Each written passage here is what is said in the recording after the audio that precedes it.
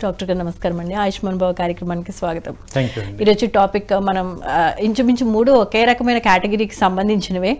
Allergy వల్ల sinus వస్తుందా, లేకపోతే సైనస్ సమస్యకి ఎలర్జీ అనేది ఒక కారణం అవుతుందా, ఇవి తెలుసుకుందాం. అంతకన్నా ముందు అసలు ఎలర్జీ అంటే ఏంటి? రైట్ అండి. ఎలర్జీ అనే విషయాన్ని రెండు రకాలుగా ప్రస్తావించవచ్చు. ఒకటి నేజల్ ఎలర్జీ, అంటే ముక్కుకు సంబంధించినటువంటి ఎలర్జీ. రెండవది స్కిన్ ఎలర్జీ, చర్మానికి సంబంధించిన ఎలర్జీ. అయితే వాడుక భాషలో సాధారణంగా నేజల్ ఎలర్జీ అంటే తుమ్ములకు సంబంధించిన అంశాన్ని మనం ఎలర్జీ అనే పదంగా వాడుతూ ఉంటాం. ఈ తుమ్ములు అంటే సహజ ప్రక్రియలో భాగంగా సహజంగా ఒకటి రెండు తుమ్ములు రావడం అనేది నార్మల్ ప్రాసెస్. కానీ తీవ్రంగా తుమ్ములు రావడము, కళ్ళు దురదగా అనిపించడము, కళ్ళు మంటగా అనిపించడము, వాటెమ్మట కంటిన్యూస్గా కన్నీళ్ళు రావడము, ముక్కు దురదగా ఉండడము, ఇలాంటి లక్షణాలు ఎక్కువగా గంటల పాటు అనొచ్చు, లేదా రోజుల తరబడి అనొచ్చు.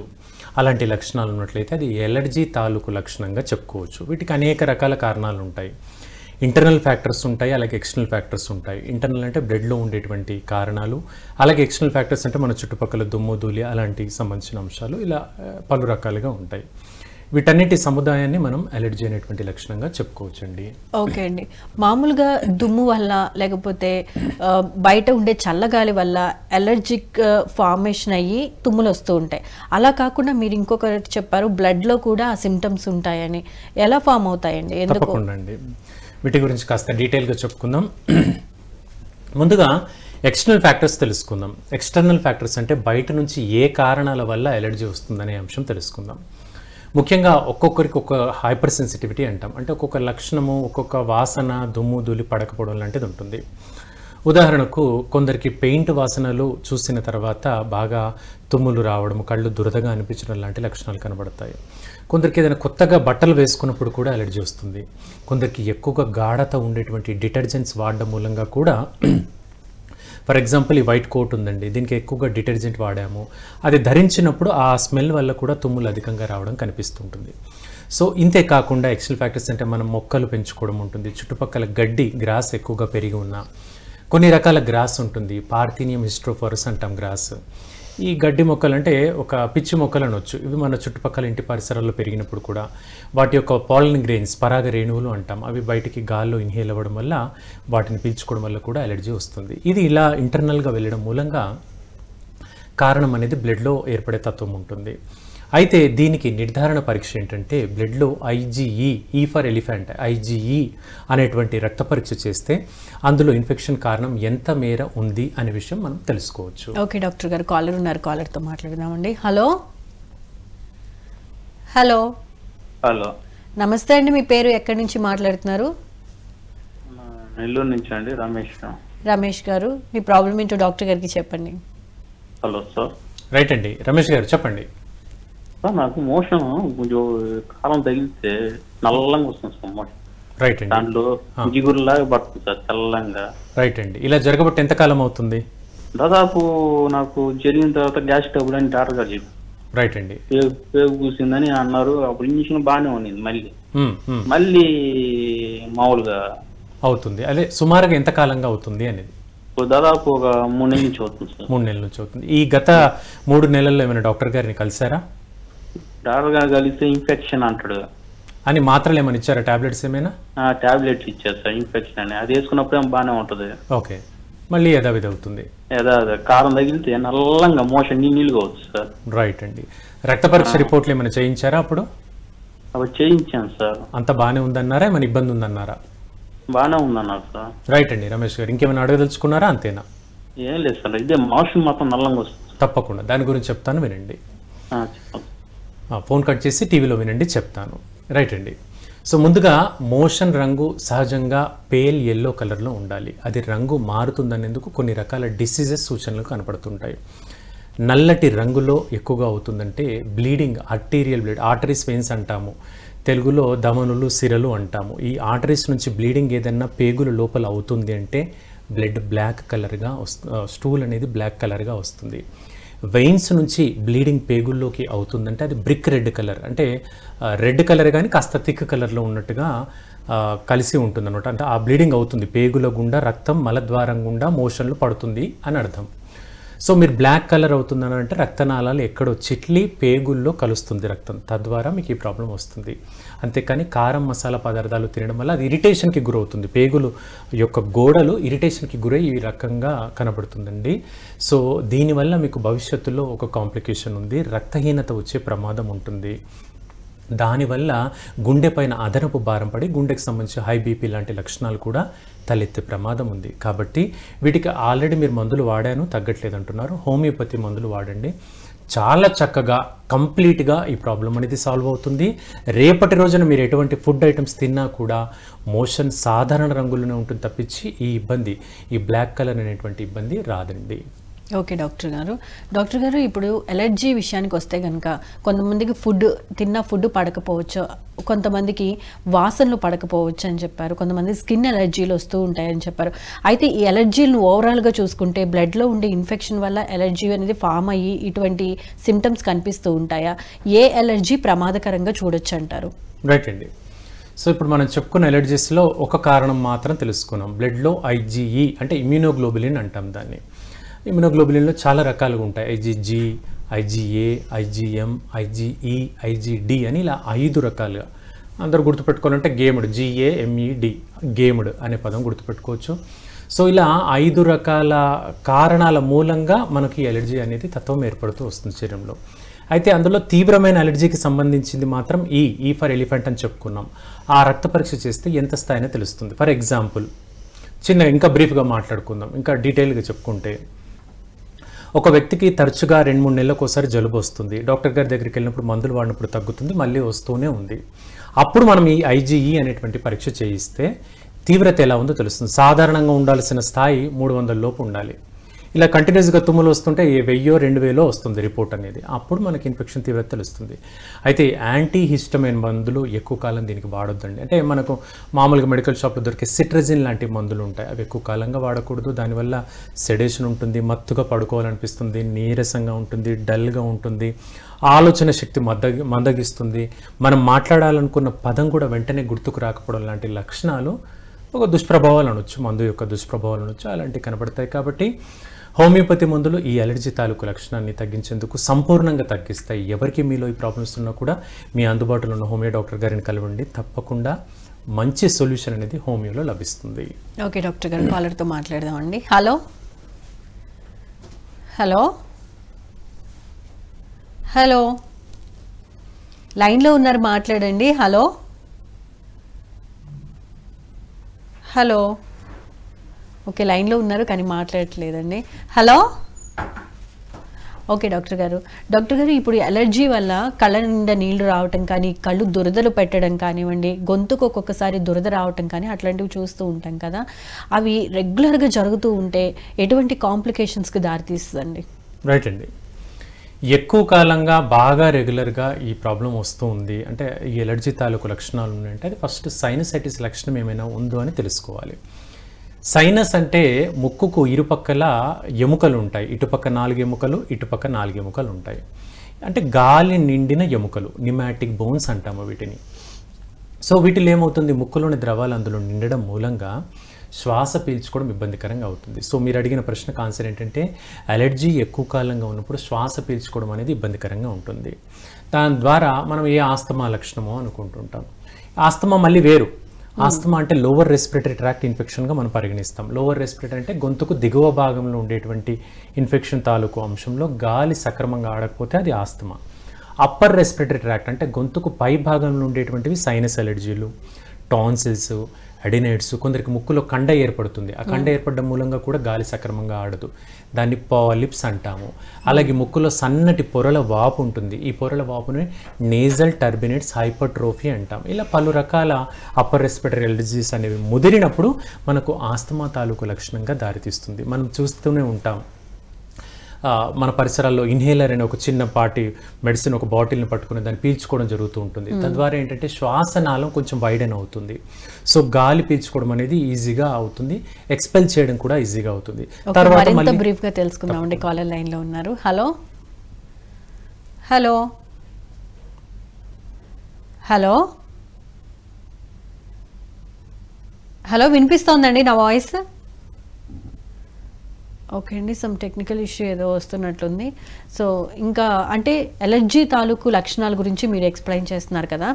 ఇప్పుడు కొంతమందిలో చూసుకుంటే ఒక 2 నెలలకు ఒకసారి 3 నెలలకు ఒకసారి అలా బయటపడుతుందని చెప్పారు టెస్టుల ద్వారా. సో నార్మల్గా ఉన్న కండిషన్లో టెస్టులు చేయించుకోవాలా, లేకపోతే ఇప్పుడు తుమ్ములు ఎలర్జీ బాగా ఎక్కువ ఉన్న, జలుబు చేసి బాగా ఎక్కువ ఉన్న సందర్భంలో టెస్టులు చేసుకుంటే రిజల్ట్ వస్తుందా, అంటే ఎలర్జీ దీనివల్లే వస్తుంది అనేది మనకి ఎలా తెలుస్తుంది ఫస్ట్? తప్పకుండా అండి. సో ఈ ఎలర్జీ తాలూకు లక్షణాలు ఎక్కువగా ఉన్నప్పుడు మాత్రమే పరీక్షలు చేసుకుంటే నిర్ధారణ అనేది చాలా అక్యురేట్గా కరెక్ట్గా అవుతుంది. ఆ లక్షణాలు తగ్గిన తర్వాత పరీక్షలు చేయించినా కూడా పెద్దగా ఉపయోగం లేకపోవచ్చు. అయితే కొంచెం పెద్ద వయసు వారిలో, అంటే ఓ 60 ఏళ్ళు, ఓ 70 ఏళ్ళు, కొంచెం ఏజ్ పెరిగిన తర్వాత ఈ బ్రీతింగ్ ఇష్యూ ఉన్నప్పుడు లక్షణాలు లేని టైంలో కూడా పరీక్ష చేయించుకోవచ్చు. అప్పుడు ఏంటి, ఛాతీకి సిటీ స్కాన్ పరీక్ష చేయించుకోవాలి. చెస్ట్ ఎక్స్రే అనేది సాధారణ పరీక్ష. కొంచెం డీపర్ పరీక్ష అంటే సిటీ స్కాన్ చెస్ట్ అని అంటాము. అందులో లంగ్స్ని కప్పి ఉంచేటువంటి సన్నటి పొర ఉంటుంది, ప్లూరా అంటాము. అదేమైనా వాపుకు గురైందా, లేదా లంగ్స్ లోపలి భాగంలో ఏమైనా ఇన్ఫెక్షన్ ఉందా అని తెలుసుకోవచ్చు. దీన్ని మనం ఇంటర్స్టిషియల్ లంగ్ డిసీజ్ అని అంటాము. ముఖ్యంగా ఇది వంశపారంపర్యంగా చూస్తూ ఉంటాం. ఫర్ ఎగ్జాంపుల్, ఒక 2 సిస్టర్స్ ఉన్నారనుకున్నారు, ఒక అక్కయ్య చెల్లి 2 ఉన్నారనుకున్నాం. వీళ్ళిద్దరికీ కూడా ఈ రెస్పిరేటరీ అలర్జీ అనేది వస్తూనే ఉంది. తర్వాత వాళ్ళకి చిల్డ్రన్ వచ్చారు, ఆ చిల్డ్రన్లో కూడా ఈ రెస్పిరేటరీ అలర్జీ వస్తూనే ఉంది. అంటే ఇది ఇంటర్స్టిషియల్ లంగ్ డిసీజ్ అంటామండి. అంటే లంగ్స్కి సంబంధించి, ఊపిరితిత్తులకు సంబంధించినటువంటి ఒక ఇన్ఫెక్షన్గా చెప్పుకోవచ్చు. అలాంటి లక్షణాలు ఉన్న వ్యక్తులు దీర్ఘకాలికంగా మనం ఇన్హేలర్స్ వాడడం మూలంగా బ్రీతింగ్ అనేది ఈజీగా అవుతుంది, కానీ రాను రాను బరువు పెరగడం అనేది జరుగుతుంది. శరీరము ఒక 6 నెలల్లోనే 5 నుండి 10 కిలోల వరకు బరువు పెరగడం జరుగుతుంది. దానివల్ల కొంచెం మొద్దుబారినట్టుగా ఉండడము, నీరసంగా ఉండడం లాంటి లక్షణాలు కనబడుతుంటాయి. కాబట్టి అలాంటి దుష్ప్రభావాలు లేకుండా ఈ సమస్యను సాల్వ్ చేయాలంటే హోమియోపతి మందులు వాడుకోండి, చక్కగా ఈ ప్రాబ్లం అదుపులోకి వస్తుంది. ఓకే డాక్టర్ గారు, కాలర్తో మాట్లాడదాం. హలో హలో హలో మేడం నమస్తే. నమస్తే అండి, మీ పేరు ఎక్కడి నుంచి మాట్లాడుతున్నారు? మేడం అనంతపురం జిల్లా కళ్యాణం తాలూకా మేడం, ఓపనపల్లి గ్రామము. ఓకే, మీ పేరు చెప్పండి. భాష మేడం, భాష గారు చెప్పండి మీ ప్రాబ్లం ఏంటో డాక్టర్ గారికి. సార్ నమస్తే. నమస్తే అండి, చెప్పండి సార్. నేను వ్యక్తిగతంగా పెయింటర్. ఓకే సార్, తరచుగా నాకు టిండర్ వాసన కానీ పెయింట్ వాసన వల్ల ఎప్పుడు జలుబు ఉంటది, తుమ్మలు ఉంటాయి, కళ్ళల్లో నీరు కారడము, ఇలా ప్రాబ్లం ఉంటుంది సార్. దీనికి 1 గంట సేపు ధ్యానం చేసుకుంటే తగ్గుతుంది, మళ్ళా తర్వాత మళ్ళీ మామూలుగానే వస్తుంది. డాక్టర్లతో సంప్రదించి ఇంజక్షన్ తీసుకున్నా కూడా 2 రోజులకి కవర్ అవుతుంది, మళ్ళీ మామూలు స్టార్ట్ అవుతుంది సార్. దీన్ని నివారణ మార్గం చెప్పండి. తప్పకుండా చెప్తాను, వినండి భాష గారు దాని గురించి.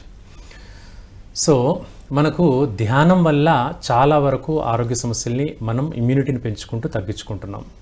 అయితే ఎగ్జాంపుల్ దీనికోసం అంటే ఆస్తమాకు సంబంధించిన అంశాలు కావచ్చు, గ్యాస్ట్రిక్ తాలూకు లక్షణాలు, మానసిక ఒత్తిడి, మైగ్రేన్ అంటే తీవ్రమైనటువంటి తలనొప్పి లాంటి లక్షణాలు ధ్యానం వల్ల తప్పకుండా ఖచ్చితంగా అదుపులోకి వస్తాయి. కాకపోతే ఈ రెస్పిరేటరీ అలర్జీస్ అంటే తుమ్ములకు సంబంధించిన అంశాలు ధ్యానం రోల్ కొంచెం తక్కువగా ఉంటుంది. ఏం చేతో తెలుసుకుందాం. ఇప్పుడు మనం బ్రీతింగ్ సంబంధించిన ఇష్యూ ఉంది, ధ్యానం చేస్తే ఒక 1 అవర్ బాగుంది, మళ్ళీ యథావిధి అవుతుంది అన్నారు. కానీ తెల్లారి మళ్ళీ మనం పెయింటింగ్ పనికి వెళ్ళాలి. సో అంటే ఆ ఫ్యాక్టర్కి మళ్ళీ ఎక్స్పోజ్ అవ్వాల్సి వస్తుంది. కాబట్టి అలా తరచుగా ఎక్స్పోజ్ అయిన ప్రతిసారి మన ఇమ్యూనిటీ దెబ్బతింటూనే ఉంటుంది. మరి మనకు ఉపాధి అది, దాన్ని వదులుకోలేము మన ఉపాధిని అయితే. కాబట్టి కొన్ని జాగ్రత్తలు తీసుకోవాలి. వీటిలో ప్రధానం ఏంటంటే ముక్కుకు సంబంధించి ఎక్స్రే పరీక్ష ఉంటుందండి. ఆ ఎక్స్రే పరీక్షను పిఎన్ఎస్ ఎక్స్రే అంటాము. ఆ పరీక్షలో మనకి ఏం నిర్ధారణ అవుతుంది, ముక్కు లోపల ఏమైనా కండ పెరిగిందా, పొరలు ఏమైనా వాపు ఉందా, లేదా ఎముక, ఇది నేజల్ టర్మినేట్ అంటాం, ముక్కుకు ఉండేటువంటి సన్నటి ఎముక మీరు గమనించి ఉంటుంది, సగం వరకే ఉంటుంది, ఇంకా సగం సెప్టమ్ అంటాం, కార్టిలేజ్ అంటాం, తెలుగులో కణాస్తి అంటాము. సో అది ఊగుతూ ఉంటుంది, కదలిక ఉంటుంది.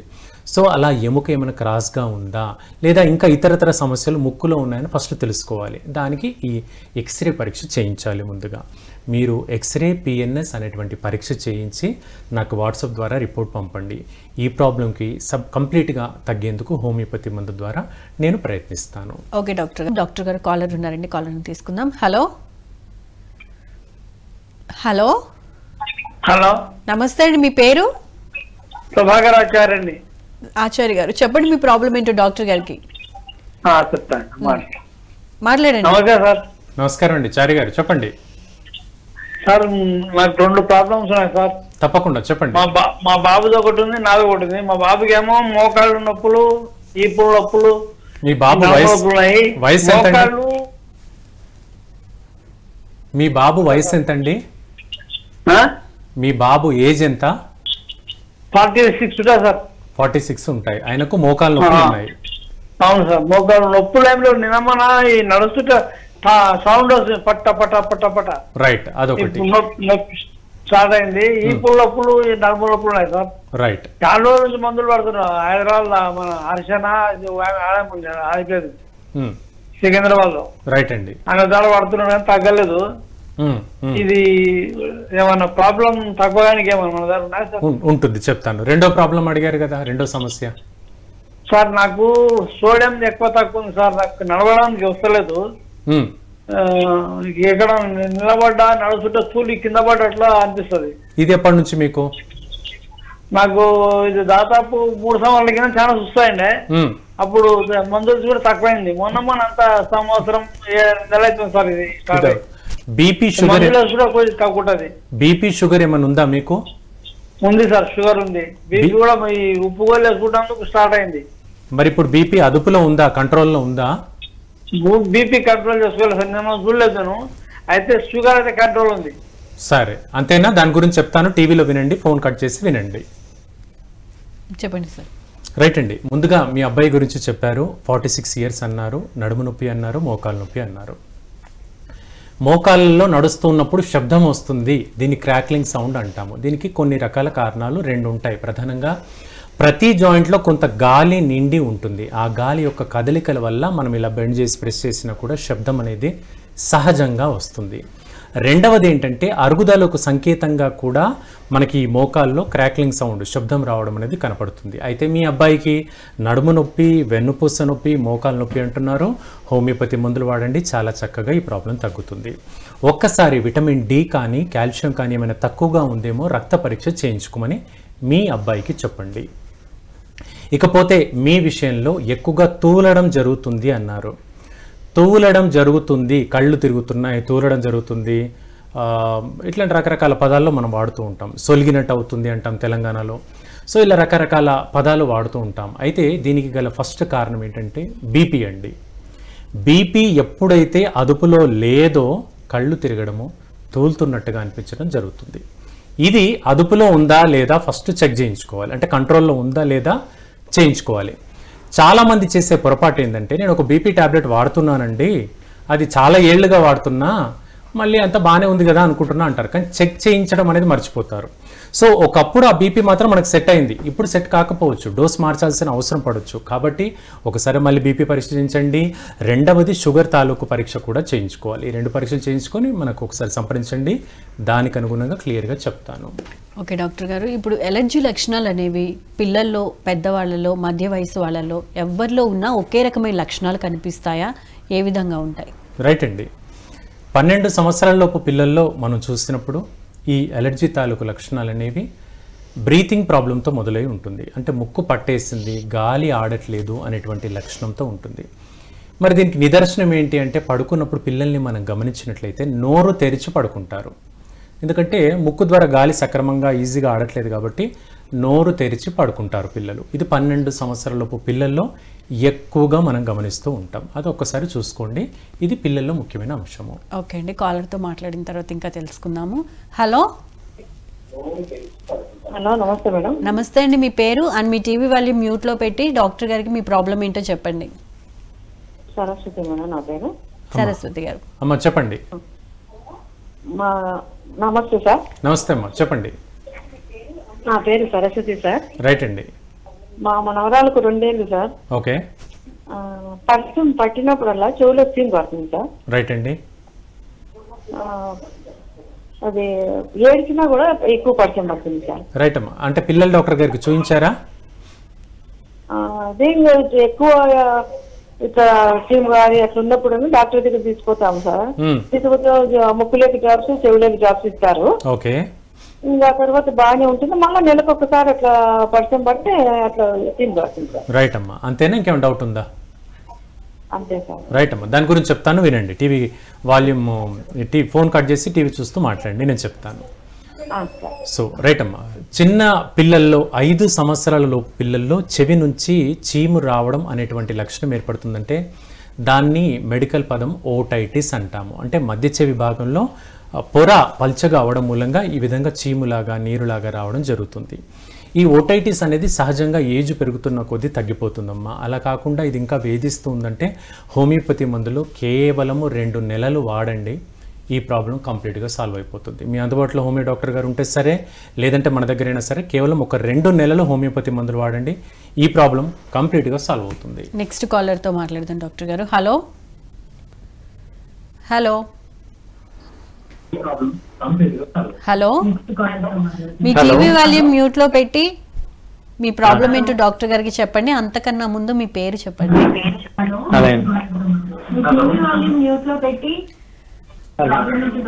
హలో హలో, మీ పేరు చెప్పండి సార్.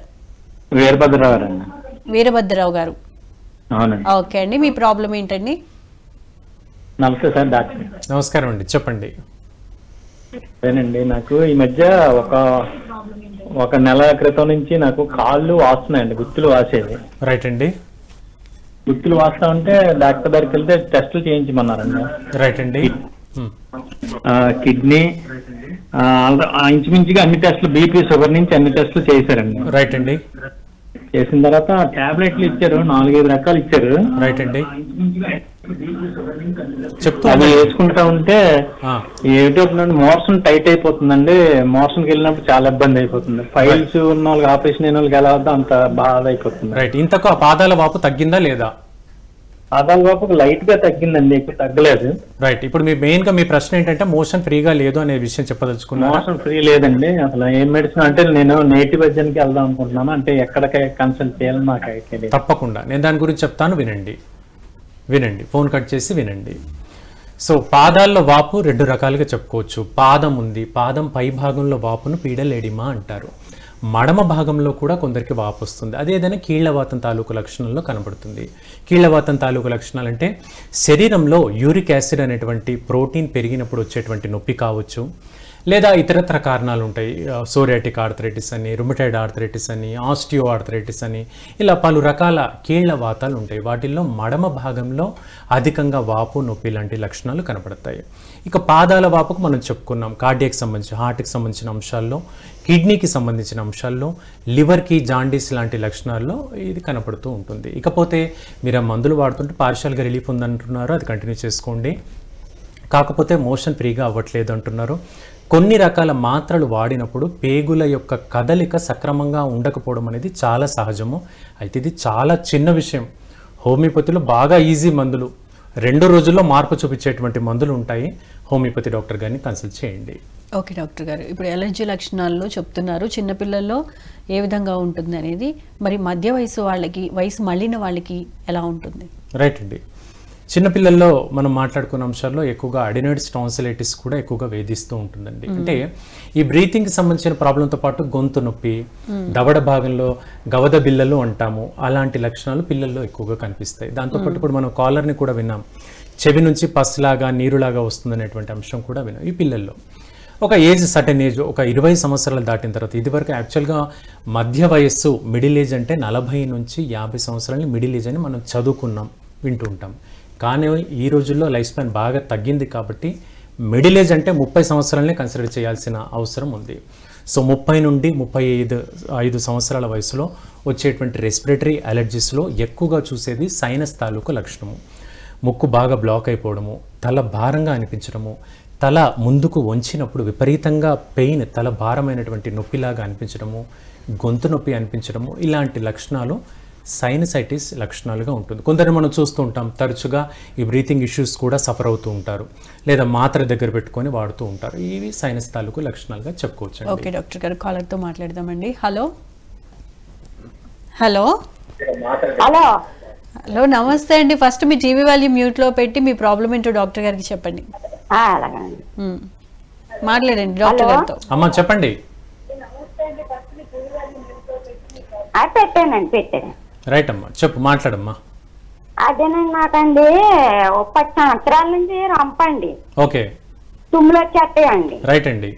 అంత విధం కూడా ఉండేది కానండి, ₹1 టాబ్లెట్ కానీ అలాగా వేసుకుంటా ఉండేదానండి.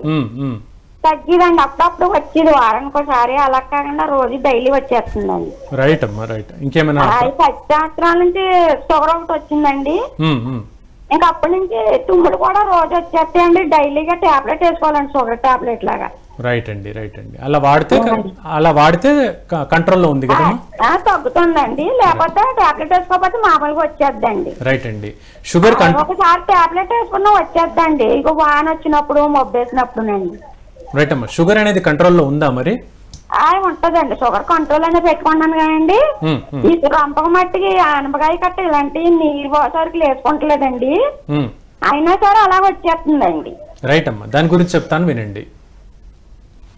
సో అంటే రొంప ప్రాబ్లం అనేది 10 ఏళ్లకు మించి ఉంది. తుమ్ములు, దగ్గు ఇలాంటి లక్షణాలు వస్తున్నాయి. రోజుకొక మాత్ర వాడితే అదుపులో ఉంది, ఆ మాత్ర వాడకపోతే ఇబ్బంది కలుగుతుంది. ఇది మీ ప్రశ్న. సో దీనికి రెగ్యులర్గా వాడేటువంటి మాత్ర మాంటిల్యూకోస్ట్ ఎల్సీ అని అంటారండి. ఆ మాత్ర జీవితాంతం వాడమని ఆధునిక వైద్యంలో డాక్టర్ గారు చెప్తూ ఉంటారు. ఎందుకంటే ఆ మాత్ర వల్ల పెద్దగా దుష్ప్రభావాలు ఏవీ లేవు కాబట్టి అది లైఫ్ టైం వాడుకోవచ్చండి అంటుంటారు. ఆ మాత్ర వాడడం వల్ల మీకు ఒక 6 అవర్స్ నుంచి 12 అవర్స్ వరకు బ్రీతింగ్ ప్రాబ్లమ్, తుమ్ములు అనేవి అదుపులో ఉంటాయి. మళ్ళీ తెల్లారికి యథావిధి అవుతుంది. సో ఇది వద్దు అనుకుంటే ఆల్టర్నేటివ్ రెమెడీస్ ఉంటాయమ్మా. హోమియోపతి మందుల ద్వారా దీన్ని తగ్గించుకోవచ్చు. మాత్ర తప్పేమీ కాదు, వాడుతూ ఉంటే అదుపులో ఉంటే కంటిన్యూ చేయొచ్చు. లేదా సపోర్టివ్గా హోమియోపతి మందులు వాడండి, చాలా చక్కగా ఈ ప్రాబ్లం నుంచి మీరు బయటపడతారు. డాక్టర్ గారు కాలర్ ఉన్నారు, కాలర్ని తీసుకుందామండి. హలో హలో హలో నమస్తే అండి, మీ పేరు? నమస్తే అండి, గుంటూరు నుంచి అండి, రామలక్ష్మి నారాయణ. ఓకే నారాయణ గారు, మీ ప్రాబ్లం ఏంటో చెప్పండి. డాక్టర్ నాకు అంతకుముందు పోస్టెడ్ గ్రంథి ఆపరేషన్ చేశారండి.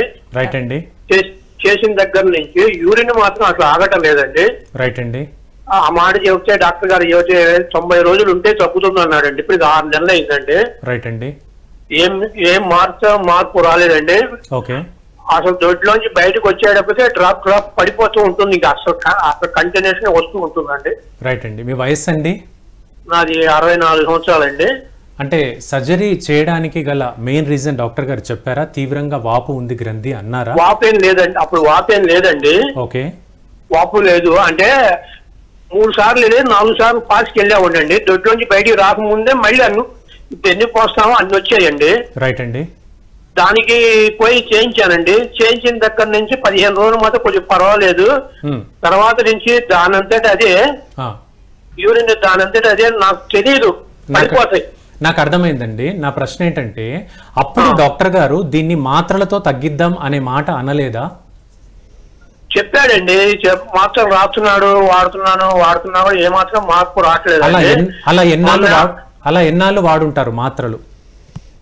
చాలా రోజులు వాడానండి, 5 నెలలు అండి. మార్చిలో చేయించానండి. ఇక చివరి మార్గంలో సర్జరీ చేయించారు అంతే కదండి? కాదండి, మార్చిలోనే చేయించా. మార్చి 15వ తారీఖు చేయించానండి. ఓకే. మార్చి 15 చేయించాను. ఏప్రిల్ 7వ తారీఖు నుంచి ఈ ప్రాబ్లం మళ్ళీ పడిపోతుంది. చలో దాని గురించి చెప్తాను వినండి. మళ్ళీ అండి తేప జ్వరం వస్తుందండి. జ్వరం వస్తుంది, తేప జ్వరం రావటం, మెడకాయ నొప్పి, తలకాయ పోటు, మెడకాయ నొప్పి, వెన్ను పూస నొప్పిగా ఉంటుందండి. ఓకే ఓకే రైట్ అండి. దాని గురించి చెప్తానండి వినండి. ముందుగా ప్రోస్టేట్ తాలూకు విషయం మీరు చెప్పారు.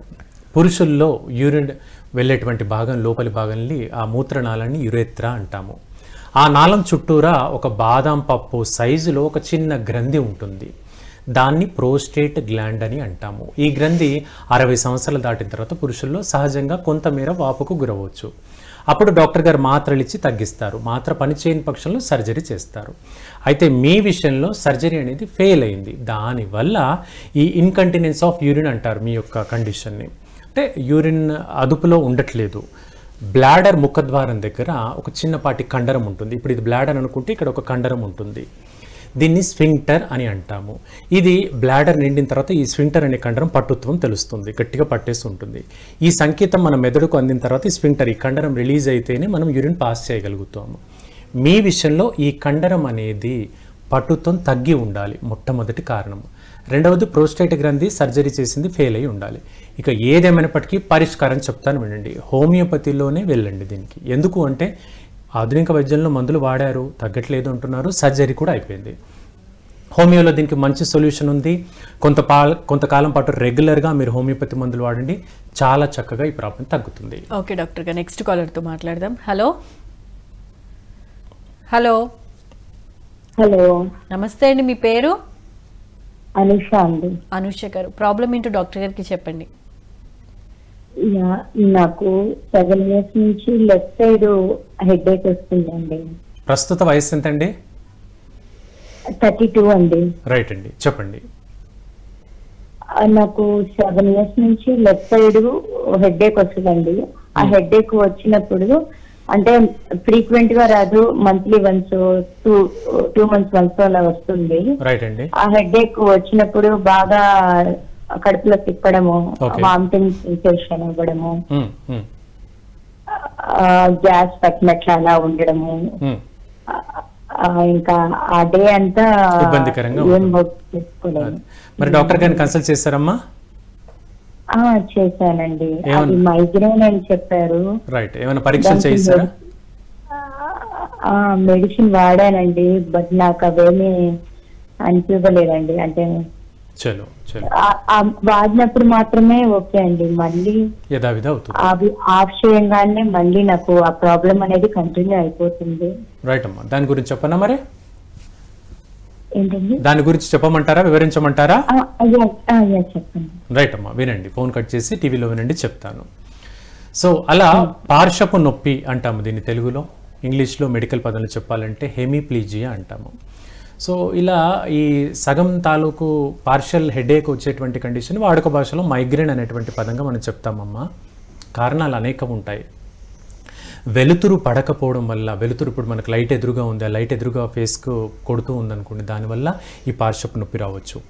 కంటికి సంబంధించి, విజన్కి సంబంధించిన ప్రాబ్లమ్స్లో రావచ్చు. మెదడులో చిన్నపాటి రక్తం ఒక గడ్డలాగా చిన్నగా ఏర్పడితే కూడా ఈ ప్రాబ్లం వస్తుంది. అలాగే సైనస్ తాలూకు లక్షణాలు అధికంగా ఉన్నప్పుడు కూడా ఇలా పార్శ్వపు నొప్పి అనేది కనపడుతుంది. వీటితో పాటు కడుపు నొప్పి, వికారము, వాంతి రావడము, గ్యాస్ట్రిక్ కంప్లైంట్స్, మలబద్ధకము, నీరసంగా అనిపించడం ఉంటుంది. నా దగ్గర నేను పేషెంట్ని చూశాను, ఈ మైగ్రేన్ వచ్చినప్పుడు 2-3 రోజుల వరకు బెడ్రూమ్ డోర్ తీసి కూడా బయటికి రారు. అంటే వెలుతురు పడితే వాళ్ళు భరించలేరు, ఆ నొప్పిని భరించలేరు, చీకట్లోనే ఉండాలనిపిస్తుంది. అంతేందుకు కొందరికి వాసనలు, పర్ఫ్యూమ్ వాసనలు, అత్తర్ వాసనలు పడవు. కొందరికి ఈ కాస్మెటిక్స్, కొత్తగా వాడేటువంటి కాస్మెటిక్స్ స్మెల్ కూడా పడదు. ఇలా రకరకాల కారణాలు ఉంటాయమ్మా. ఏదేమైనప్పటికీ మీకు ఇంగ్లీష్ మందులు వాడుతున్నా తగ్గట్లేదు అంటున్నారు, హోమియోపతి ట్రై చేయండి, కంప్లీట్గా ఈ ప్రాబ్లం అనేది తగ్గుతుంది. నెక్స్ట్ కాలర్తో మాట్లాడదామండి. హలో హలో హలో హలో, నమస్తే అండి, మీ పేరు, ఎక్కడి నుంచి మాట్లాడుతున్నారు? మాది దేవారం అండి, శిరీష అండి. చెప్పండి. అది మా బాబు 6 years అండి బాబు. ఓకేనమ్మా, చెప్పండి, వింటున్నాను. శిరీష్ గారు, మీ టీవీ వాళ్ళని మ్యూట్ లో పెట్టి మీ ప్రాబ్లం ఏంటో, మీ బాబుకున్న ప్రాబ్లం ఏంటో డాక్టర్ గారికి చెప్పండి క్లియర్ గా. అది బాబుకి టాన్సిల్స్ ఉన్నాయండి. ఓకే, అవి టాన్సిల్స్ పెద్ద సైజులో ఉన్నాయండి. రైట్ అండి. టాన్సిల్స్ అవి ఉబ్బినప్పుడు కళ్ళు అవి కొంచెం రబ్బలు అవి ఉబ్బినట్టు, ముఖం అవి ఉబ్బినట్టు ఉంటుంది, కంఠం దురదొచ్చినట్టు. హలో, వింటున్నానమ్మా. సో నువ్వు ఏం తెలుసుకోవాలనుకుంటున్నావు? దీనికి ప్రాబ్లంకి ఏమైనా పరిష్కారం ఉందా అనుకుంటున్నావా? హోమియోపతి వాడుతున్నామండి. ఎన్నాళ్ళుగా వాడుతున్నారు? 1 year నుంచి వాడుతున్నాం. ఎలా ఉందమ్మా? దానివల్ల ఏమవుతుందంటే ఇంకా తగ్గట్లేదండి, టాన్సిల్స్ మాత్రం పెద్ద సైజులో ఉన్నాయి. చలో, ఇప్పుడు నేను చెప్పేటువంటి పడుకున్నప్పుడు కొంచెం గొరుగు పెట్టినట్టు, నోరు కొంచెం ఆవలించినట్లు అలా అనిపిస్తుందండి. రైట్ అమ్మా, ఇప్పుడు నేను చెప్పేటువంటి మాట వినండి, లేదా ఇప్పుడు ఫోన్ కట్ చేసిన తర్వాత టీవీలో నేను చెప్పేటువంటి సజెషన్ ఫోన్ ద్వారా రికార్డ్ చేసుకోండి అమ్మా. వినండి వినండి. సో ఇప్పుడు ఫోన్ కట్ చేసేయండి అమ్మా, వినండి. సో ఇప్పుడు ఇక్కడ ఏంటంటే అమ్మా, టాన్సిల్స్ వాపు మీ పిల్లవాడికి ఉంది. అది ఎంత మేర ఉంది అని తెలుసుకునేటువంటి ఎక్స్రే పరీక్ష ఉంటుంది. మెడ సైడ్ వ్యూలో ఎక్స్రే పరీక్ష ఉంటుంది. అప్పుడు ఆ గ్రంథి యొక్క వాపు ఎంత ఉందని తెలుస్తుంది. ఇప్పుడు మీరు 6 నెలలైనా 7 ఏడాదైనా పరీక్ష చేయకుండా మందులు వాడితే ఉపయోగం లేదమ్మా. 4 నెలలకు ఒకసారి ఎక్స్రే పరీక్ష చేయించాలి. ఎంత మేర తగ్గింది అని తెలుసుకొని దానికి అనుగుణంగా మందులు వాడాలి. ఏదేమైనా టాన్సిల్స్కి ఎప్పటికీ సర్జరీ అనేది అవసరం లేదు పిల్లల్లో. ఎప్పటి వరకు 12 సంవత్సరాల వయసు వరకు పిల్లల్లో టాన్సిల్స్కి సర్జరీ అక్కర్లేదు. ఎవరికి ఉన్నా కూడా హోమియోపతిలో కన్సల్ట్ చేయొచ్చు. కంప్లీట్గా తగ్గుతుంది, 100% తగ్గుతుంది. మళ్ళీ తిరగబెట్టకుండా కూడా మనం కాపాడుకోవచ్చు. సో మీరు మంచి అనుభవజ్ఞులైనటువంటి హోమియోపతి డాక్టర్ని కలవండి, లేదా మన దగ్గర ట్రీట్మెంట్ తీసుకున్నా తీసుకోండి. రిపోర్ట్స్ మాత్రం ఖచ్చితంగా చేయించాలి. రైట్ డాక్టర్ గారు, ఈ ఎలర్జీలు కానివ్వండి, లేకపోతే సైనస్కి సంబంధించి కానీ, ఆస్తమాకి సంబంధించి కానీ హోమ్ రెమెడీస్ ఏం తీసుకోవాలి, ఇలాంటివి మనం ఇంకా డిస్కస్ చేసుకోలేదు కాబట్టి అవి సెకండ్ ఎపిసోడ్లో డిస్కస్ చేసుకుందామండి. అండ్ మా కాలర్స్ అడిగిన ప్రశ్నలకు కూడా చాలా చక్కటి సమాధానాలు తెలియజేసినందుకు ధన్యవాదాలండి.